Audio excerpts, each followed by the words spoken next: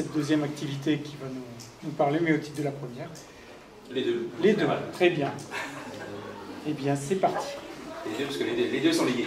Donc, effectivement, Hermine m'avait demandé, quand on avait regardé pour l'organisation du Régieffort, de parler un petit peu de ce que j'appelle les valorisations non conventionnelles du bois, qui est une des thématiques qui est assez forte, en tout cas, j'essaie de promouvoir dans le nouveau pôle Fibre Énergie Vie, qui effectivement, on a fait la première fusion-acquisition de pôle de compétitivité.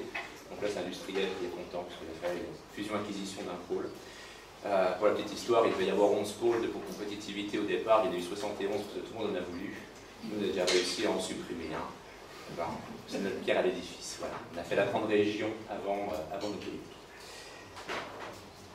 Donc, en termes de petit sommaire de quoi je vais vous parler, je vais déjà vous présenter un petit peu ce que c'est que le pôle Fibre Énergie Vie aujourd'hui, puisque comme c'est une nouvelle entité qui reprend deux anciennes, mais qui en est une nouvelle par elle-même, vous la présenter un petit peu. Je ne sais pas si elle est très connue, et je pense que le rappel ne fera pas de mal. Une petite présentation également de ma société, donc Plastifibre, que je représente. Et ensuite de définir en termes introductifs comment opposer, s'il y a besoin d'opposition, entre le conventionnel par rapport au non conventionnel pour ce qui se réfère à la filière bois. Voir un petit peu les évolutions dans le temps, un petit clin d'œil sur les usages du bois, comment ça a évolué. Les composites, un focus sur les composites, parce que c'est un domaine que je connais particulièrement bien, puisque une société qui est active dans ce domaine. Également la partie chimique, valorisation chimique du bois. Et conclusion, perspective, et surtout pour ouvrir le débat et la discussion avec vous. Donc surtout n'hésitez pas, si jamais je suis confus, pas clair ou quoi que ce soit, à interrompre et à abonder, à questionner, faites comme vous voulez. Donc le pôle Fibre Énergie Vie, donc c'est un pôle écotechnologique, donc qui est labellisé par l'État. Donc pourquoi faire? Pour développer des solutions pour les matériaux et le bâtiment durable. Ça en gros c'est une phrase un petit peu indigeste, mais qui a le mérite de bien positionner la thématique du pôle. Donc c'est vraiment le bâtiment durable en horizon, en ligne de mire. On avait des secteurs transport et textile qui étaient représentés au sein de Fibre. Ils sont toujours présents, mais c'est un outil pour atteindre le bâtiment durable, puisqu'un véhicule, c'est quoi? C'est un bâtiment qui se déplace. On a les mêmes problématiques de trépidation pour un véhicule, on va retrouver dans le sismique sur un bâtiment. La qualité de l'air intérieur, c'est la qualité de l'habitacle, dans l'habitacle. Donc entre l'habitat et l'habitacle, le parallèle va très vite. Et en plus, il y a un taux de renouvellement du parc automobile beaucoup plus rapide que dans le bâtiment. Et le transport est un très bon laboratoire pour tester des matériaux qui ensuite peuvent aller vers la construction dont la durée de vie d'un bâtiment est largement supérieure à celle d'un véhicule. Donc c'est complémentaire et ce n'est pas antagoniste.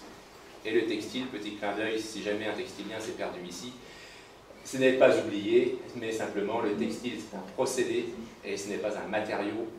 Par contre, le bâtiment est un secteur, un marché d'avenir pour la filière textile et pour ceux qui sauront justement innover. Donc l'incidence de l'innovation, ce n'est pas uniquement pour la filière bois, mais pour bon nombre de filières.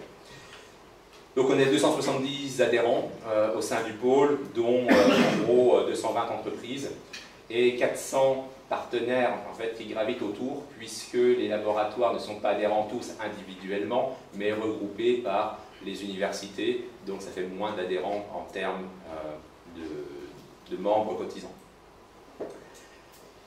On a 4 domaines d'action stratégiques, donc ça c'est un terme qui nous vient directement de Paris, les domaines d'action stratégique. En gros, ce sont nos axes de travail, nos thèmes de travail, avec orienté donc de la ressource. Et grâce à la fusion, en fait, on peut remonter un peu plus en amont de la ressource et vraiment se tourner vers la sylviculture, vers la génomique du bois et l'incidence que tout ça va avoir vers les matériaux et donc vers les systèmes constructifs. Et grâce à la fusion avec Énergie Vie, donc aller jusqu'à la normalisation, la certification des produits du bâtiment pour leur mise sur le marché. Donc ça nous permet vraiment d'englober de l'hyper-amont jusqu'à l'hyper-aval avec la partie normalisation, certification, avis technique, système assurantiel. Donc dans les DAS, chimie de la biomasse, processus, système de constructif, fibres et matériaux durables, et également donc, énergie, réseau et flux, c'est-à-dire tous les réseaux et les flux qui vont avoir dans le système constructif, dans une maison, flux d'air, flux électrique, mais également les smart grids pour connecter les habitats ensemble, la gestion de l'énergie au-delà du bâtiment jusqu'à l'écoquartier. Et Plastifibre, qui sommes-nous? Donc en introduction, on disait, dans des producteurs de bois composite et de bois composite technique. Le bois composite, on les a trouvés à partir des années 50, sortir de la Première Guerre mondiale au Japon, c'est là-bas où c'est apparu, puisque le pays avait été légèrement bombardé. Et comme ils ont une exploitation forestière quasi nulle, ils ont des belles forêts, mais il n'y a pas de chemin d'accès, les arbres cohabitent les uns à côté des autres de façon complètement anarchique. Ils ont reconstruit, ils avaient besoin de bois, donc ils ont déconstruit les ruines, ils ont récupéré le bois des ruines. Ils ont récupéré les plastiques, pareil, de la déconstruction. Ils ont mélangé tout, ils ont fait les premiers bois composites, avec des propriétés certes faibles, mais ça leur permettait d'avoir un matériau pour reconstruire. L'avantage qu'ils ont par rapport à nous, c'est que comme c'était dans les années 50, c'est un matériau qui est ancien, qui est reconnu, et surtout qui est considéré chez eux comme un matériau à part entière. C'est-à-dire que ce n'est pas un ersatz de bois, c'est pas un nouveau plastique, c'est pas du métal, c'est pas du béton, c'est du bois composite, et il a sa place en tant que matériau à proprement parler. Ce qui chez nous n'est pas encore le cas, malheureusement. Donc nous, on s'arrête à la production du matériau. On va accompagner nos clients dans leur développement produit, parce qu'on va être force de proposition et de conseil. Mais notre core business, c'est vraiment formuler ces bois composites, ces composites techniques, et de les produire. On a une capacité de production d'environ 5000 tonnes annuelles, et là on est en cours d'investissement pour monter tout ça. On formule sur mesure par rapport au cahier des charges clients. D'ailleurs, celui qui va vouloir faire des menuiseries, on ne va pas lui sortir le même grade que celui qui va vouloir faire du mobilier ou d'autres applications. Et petite particularité qui peut toucher les forestiers et la filière bois, c'est qu'on va compter jusqu'à 96% de bois. Donc en gros, on va s'apparenter plus à des panneaux type MDF, OSB en termes de teneur en bois que des bois composites classiques que vous allez trouver au Bucodépôt, dans lesquels officiellement il y a entre 30 et 50% de bois, en réalité il y a à peu près 10 à 15% de bois. Donc une très forte teneur en bois, mais on peut quand même travailler par tous les process de la plasturgie classique, que sont l'injection moulage pour faire des pièces tridimensionnelles, l'extrusion pour faire des profilés, donc des éléments bidimensionnels, du rotomoulage, donc des éléments tridimensionnels creux, donc de la tonnellerie, des pièces de calage, et différents éléments, du mobilier également, pas mal de mobilier design, qui sont faits avec ces matériaux-là. Et récemment, donc c'est vrai que c'est notre petite nouveauté, on travaille également sur des renforts pour des composites, ce qu'on appelle les composites thermodurs, les thermodurcissables. Je ne mets pas écrit thermodure, puisque on va de plus en plus vers des composites thermoplastiques également, mais avec les mêmes process, c'est-à-dire les process de RTM, d'infusion. RTM, c'est l'acronyme pour Resin Transfer Molding, donc c'est comme ça qu'on va faire les pièces de Formule 1, des pièces aéronautiques, avec des renforts type carbone Kevlar, ce type de composite. Donc nous, on va travailler toujours avec de la fibre naturelle, souvent du bois, et qu'on va inerter avec nos process pour avoir une stabilité dimensionnelle, avoir une hydrophobicité du matériau, et avoir un gain de masse. On en reparlera dans les applications non conventionnelles.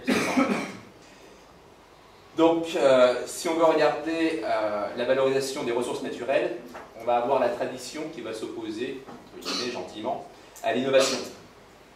Donc la tradition, c'est quoi? C'est valoriser, avoir un process de valorisation d'une ressource, ou alors avoir accès à une ressource qui elle-même est traditionnelle ou conventionnelle. Par opposition, une nouvelle ressource exploitée, un nouvel élément qui serait découvert dans le tableau de Mendeleïev serait justement une valorisation non conventionnelle par une nouvelle ressource, un nouveau matériau, ou un nouveau procédé sur une ressource existante. Typiquement, j'ai une autre filiale qui est dans le secteur pétrolier. On parle beaucoup des huiles, des gaz de schiste. C'est un exemple de valorisation non conventionnelle des ressources fossiles et qui parle à tout le monde. Après, on est pour, on est contre, c'est un autre débat. Aujourd'hui, on n'a pas de recul dessus, donc c'est encore un peu tôt pour en juger. Mais juste pour illustrer les propos par rapport à la filière bois, le parallèle peut être fait pour illustrer qu'on n'est pas obligé de garder le paradigme de nos aïeux sur la valorisation du bois. Il y a d'autres portes qui peuvent s'ouvrir et dont les pôles de compétitivité sont les courroies de distribution. Pourquoi? La question, c'est pas de savoir parce qu'il y a des solutions alternatives, mais pourquoi est-ce qu'on va, entre guillemets, s'embêter à changer de paradigme? À ça, il y a trois raisons principales. Premièrement, l'amenuisement, le tarissement des ressources.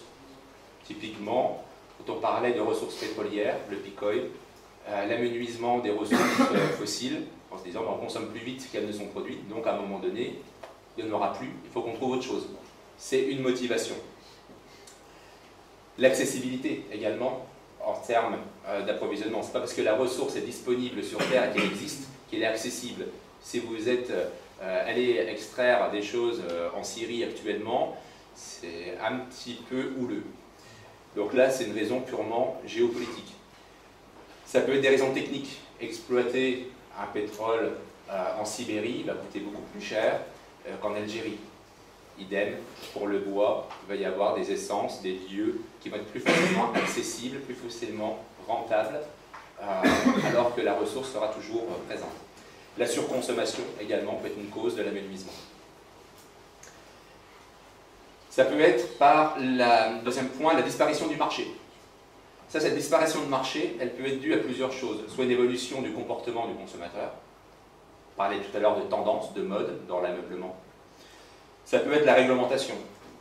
C'est interdit d'avoir un véhicule qui fonctionne avec de l'essence d'origine fossile. Bon, bah demain, on aura autre chose à la pompe que de l'essence. Voilà. C'est un axe réglementaire. La concurrence. Si demain, vous avez un matériau compétitif qui amène tous les avantages du bois, mais qui n'est pas du bois, qui est moins cher, qui se travaille mieux, la filière bois, elle est morte. Parce qu'il va y avoir un nouveau concurrent qui va prendre sa place. Voilà. Bon, ça ne s'est pas encore trouvé jusqu'à maintenant, je vous rassure, ce n'est pas demain la veille, et je n'ai pas d'informations qui vont en ce sens. Troisième point, pourquoi est-ce qu'on pourrait changer de paradigme? Simplement pas mettre tous les œufs dans le même panier. Donc une opportunité de croissance pour les industriels. Quand on est industriel, ce qu'on va chercher, on a vu tout à l'heure les courbes, qui est le b.a.-ba du marketing, qui a présenté Pascal Tribouleau, avec l'innovation, la mise sur le marché, la phase de croissance, la maturation, puis la décroissance d'un produit. Tout industriel le sait. Et donc, on va diversifier nos activités pour que quand le produit phare va arriver sur une phase de déclin, il soit remplacé par quelque chose d'autre. C'est vrai également dans les grands paradigmes. On revient au pétrole et au mix énergétique. On est passé du 100% fossile, on s'ouvre de plus en plus vers du solaire, du photovoltaïque, de l'éolien, de tout ce qu'on veut, qui viennent en complément du fossile. Idem, les grands marchés traditionnels du bois vont perdurer, mais en complément, d'autres marchés peut-être au début des niches, mais ensuite des marchés plus matures. Alors l'évolution des usages du bois. Si on revient à la préhistoire, il servait à quoi? Il servait à construire. À construire quoi? Un logement. Il servait à faire des outils. L'intelligence de l'homme par rapport au singe, c'est qu'il a commencé à utiliser des outils. Ces outils, ils étaient en bois, en tout cas au moins partiellement. Et puis on revient donc à notre bois énergie, et ça je le mets à la fin, puisqu'il fallait d'abord qu'il ait un toit, qu'il ait d'abord des outils et des armes, et ensuite le feu. Bref, une civilisation idyllique au pays de l'âge de pierre. Aujourd'hui, c'est complètement différent. Tout ça a totalement évolué. Bon, maintenant, le bois, on l'utilise toujours pour de la construction, toujours pour l'outillage. Et puis l'énergie, on en parlait encore, ça peut dérégler certains marchés, mais ça a plutôt le vent en poupe. Bref, on parlait d'évolution, de dire bah, sur 50 ans, ça va être très long de faire évoluer une filière, parce que 50 ans, c'est énorme. Bah, c'est vrai que si on revient à Néandertal, 50 ans, c'est vraiment énorme. Donc, on discutait avec Erwin, hein, mon grand-père disait on plantait des noyers pour ses petits-enfants. Et veut faire évoluer une filière aujourd'hui, même si ça prend 50 ans, à l'échelle d'une civilisation, ça reste des temps qui sont quand même relativement courts. Pour un financier pur, je suis d'accord, c'est un petit peu... On en revient à notre même slide que je partage avec Pascal Triboulot, sur la valorisation conventionnelle du bois, avec une lecture différente de la caricature. C'est que pour moi, on retombe au côté un petit peu abachi, puisqu'on garde les mêmes usages du bois, et c'est donc une évolution, simplement, de l'usage du bois. Nos architectes sont passés, aujourd'hui, c'est un peu plus contemporain que la hutte préhistorique, un petit peu plus confortable également, surtout par temps de tempête. Si on n'est plus dans l'évolution, mais dans la réévolution de l'usage du bois, et qu'on va justement s'intéresser aux valorisations non conventionnelles, ça va être de modifier réellement les propriétés du bois, d'aller plus loin, plus vite, plus haut. Je parlais tout à l'heure, Pascal, faire des choses plus longues, plus larges, en gros revenir à des propriétés intrinsèques du bois supérieures. En gros, vous le dopez. Comment le doper? Les composites, c'est une voie. Ce n'est pas la seule, je n'ai pas la prétention de dire c'est la seule, mais c'en est une. Pourquoi? Parce que ça nous permet d'avoir des matériaux, tous les composites, c'est pas vrai pour tous les composites, mais en tout cas, nous on sait le faire, sur les composites, d'avoir des matériaux qui soient complètement hydrophobes et de rendre ce matériau totalement hydrophobe. Donc on a une stabilité dimensionnelle qui est, pour ne pas vous assommer de chiffres, on est inférieur à 0,07% de variation dimensionnelle dans l'eau bouillante. C'est rare qu'il pleuve de l'eau bouillante, mais ça permet de mesurer ça, et en fait cette valeur-là, c'est l'écart c'est la tolérance de mesure du cri de bois qui nous a fait les manips. L'avantage, c'est qu'on peut clouer le bois composite, on peut le rendre solidaire d'un mur, donc on va gagner du temps sur de la pose, donc on va gagner du temps, de l'argent dans les coûts de construction. Un bâtiment, 50% d'un bâtiment c'est le prix des matériaux, 50% c'est la main d'œuvre pour le construire. Si vous allez plus vite à construire, vous jouez sur 50% de la valeur du bâtiment.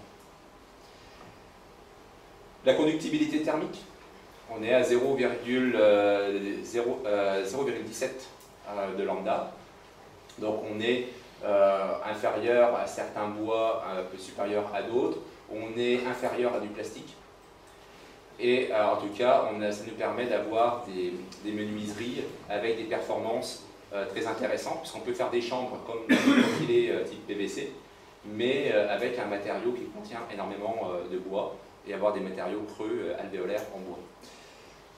Et la processabilité, ce que je disais tout à l'heure en préambule, on peut le travailler par les techniques de la plasturgie.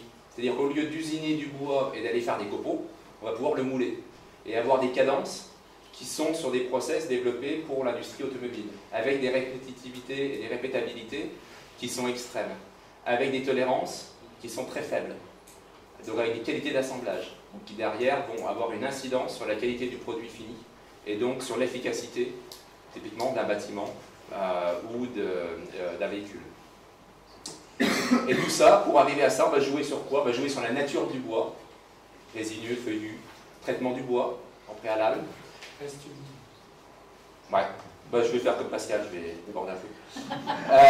Nature du bois, choix des résines, choix des additifs, pour pouvoir avoir des matériaux ultra techniques. Les bois composites, ce n'est pas que la planche de terrasse que vous trouvez à Brico-Dépôt. On fait également, avec un de nos clients, des systèmes pour calibrer des dispositifs médicaux et des systèmes d'imagerie médicale. Donc pour avoir vraiment des choses ultra précises pour la calibration de ces appareils de mesure. Donc le bois peut rentrer dans ces cœurs de marché via le composite, alors que le bois pur ne pourrait pas y accéder tout seul. Donc juste en illustration de ce que je disais par rapport aux cadences, au process, donc à droite de l'injection moulage avec des robots qui vont sortir des pièces finies, tridimensionnelles, sans chute. on ne fait plus de copeaux. On va avoir également un impact sur le secteur de la plasturgie. En gros, avec la ressource bois, vous avez un poids sur la filière plasturgie. Je n'aime pas parler de filière parce que c'est des choses que je veux décloisonner complètement. Le coût des résines fossiles augmente, et augmente très fortement. Le prix du pétrole baisse, mais le prix des matières plastiques augmente. Donc, plus vous allez le diluer avec du bois, plus vous allez tirer vers des matériaux, au final, compétitifs en termes de prix. Également, tout ce qui est résine ultra technique ou résine biosourcée, elles sont extrêmement chères. Donc, de nouveau, en les diluant, on les rend accessibles grâce à l'introduction du bois. Donc, la filière a réellement un vrai impact à jouer au sein de la filière plasturgie. Quelques chiffres des bois composites. Marché nord-américain, la Chine, l'Europe, 3e position, le Japon, et donc l'évolution entre 2010 et 2015, donc qui est en part croissante. Juste en Europe, pour dire, c'est 250 000 tonnes de bois composites qui sont produits chaque année, en 2015, avec une croissance par an d'environ 10%. À cela, il faut qu'on rajoute 90 000 tonnes de NFC, c'est-à-dire de composites à fibres naturelles, c'est-à-dire chanvre, lin, en tout cas qui restent des ressources lignocellulosiques qui sont complémentaires. Plutôt cette fois-ci pour l'automobile pure et l'injection moulage. Dans les composites thermodurs, là les marchés, ça nous permet d'avoir un poids proche, une densité proche des composites fibres de carbone, mais avec un prix proche des composites type fibre de verre. Donc dans l'aéronautique, on s'est travaillé soit le verre, soit le carbone. Donc quand on veut faire gagner du poids, ce qui est actuellement recherché dans tous les avions, hein, les 777 de chez Boeing, la 350 chez Airbus sont quasiment 100% composites. On arrive à des inepties, c'est-à-dire de faire les racks pour les instruments de navigation en fibre de carbone pour gagner du poids, parce que la fibre de verre est trop lourde. Les tablettes pour les plateaux repas en fibre de carbone. Quel est le besoin mécanique là-dessus? Zéro. Simplement, on cherche à gagner du poids. Et là, des composites à base de laine de bois compressée et puis donc ensuite passée en compression moulage ou RTM permet d'avoir des matériaux très légers et répondant au cahier des charges techniques de ces types d'applications. Donc, pareil, c'est des pans de marché différents et qui permettent également de valoriser certains éléments dans la ressource forestière, les cimes, les branches, des choses qui vont être peu valorisables en scierie, vont devenir valorisables via la partie composite. La valorisation également de composants complémentaires, donc la chimie du bois. Essayer de faire émerger en fait une filière de bois molécules pour mieux valoriser donc, les coproduits. C'est ce qu'on avait dans cette slide, c'est extraire le meilleur et brûler le reste. C'est-à-dire qu'avant de passer à du bois énergie, autant retirer toutes les molécules qui peuvent servir à quelque chose. Dans le composite qu'est le bois, il y a énormément de molécules qui sont extrêmement valorisables, avec des débouchés de marché plus ou moins importants, mais avec des valeurs faciales du kilo des différents composants qui peuvent être plus intéressantes que certains médicaments conventionnels pétrochimiques. Donc on peut arriver à des choses à $1 million le kilo, mais sur des marchés de quelques kilos par année. Le gros du secteur est ce sur quoi se concentre le pôle fibre aujourd'hui, Fibre Énergie Vie, c'est sur cette zone centrale. Donc tout ce qui est aldéhyde, kétosanes dérivés, huiles essentielles, où là il y a une vraie demande de marché par les chimistes et les pharmaciens. Juste à titre informatif, donc les différents secteurs qui peuvent récupérer ces molécules, ça n'intéresse pas que la pharmacie et la pharmacochimie, mais également le domaine l'agro, les cosmétiques, tout ce qui est savon, détergent, la santé animale et puis la chimie fine, puisque ça peut être réutilisé comme synthon dans d'autres étapes ensuite chimiques. Et un peu à titre de conclusion et de perspective pour ouvrir vraiment le pan, l'impact de l'innovation sur ce que peut être une filière, ce que je dirais un changement complet de chaîne de valeur. Ce qu'on peut imaginer, c'est valoriser l'amidon du bois et de l'arbre, arriver à l'éthanol. Donc il y a eu pas mal de travaux qui ont déjà été faits sur le bois éthanol deuxième génération, donc c'est pas nouveau. Il y a déjà eu des choses qui ont été faites et qui fonctionnent, qui ont pu fonctionner au moins à l'échelle de pilote. Mais ensuite, pour en faire quoi? Si c'est simplement pour le brûler, bah, autant brûler le bois. Par contre, à partir de l'éthanol, on peut en faire autre chose. On peut déshydrater l'éthanol, et pour ça c'est pareil, c'est des choses qui se sont faites déjà par le passé. Ça ne sert à rien de réinventer la roue. Les catalyseurs base cuivre marchent très bien pour ça.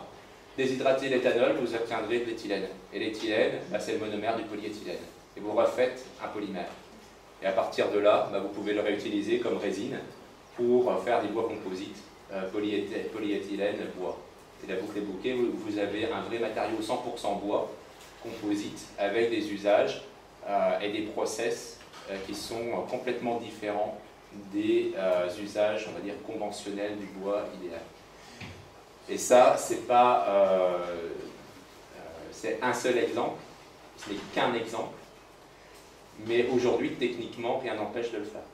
On a les catalyseurs à partir de l'éthanol pour refaire des polyéthylènes. Vous avez des gens au Brésil qui le font, comme Braskem, qui font du polyéthylène à partir de l'éthanol qui vient de la canne à sucre.